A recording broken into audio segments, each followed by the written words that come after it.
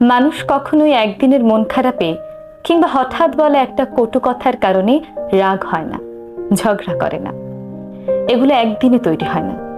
দিনের পর দিন ছোট ছোট কষ্ট, অবহেলা, অপমান, কটু কথা, উপেক্ষা সবই ধীরে ধীরে জমা হতে থাকে। কিছু মানুষ চুপচাপ সহ্য করে যায়, হাসি মুখে সব মেনে নেয়, কিন্তু সহ্যেরও তো একটা সীমা থাকে। যখন সেই সীমা পার হয়ে যায় তখনই ঘটে বিস্ফোরণ। তখন আর ব্যথা বোঝাতে হয় না, শব্দই গর্জে ওঠে। তখন মানুষ আর কিছু ভাবার আগেই বলে ফেলে সবকিছু।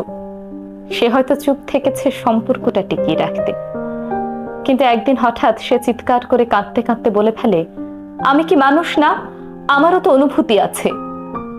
লোকে তখন ভাবে, এ একটা কথায় এত রাগ কেন? কিন্তু তারা জানে না, ওই এক কথার পেছনে আছে শত শত না বলা কথা, অগণিত সহ্য।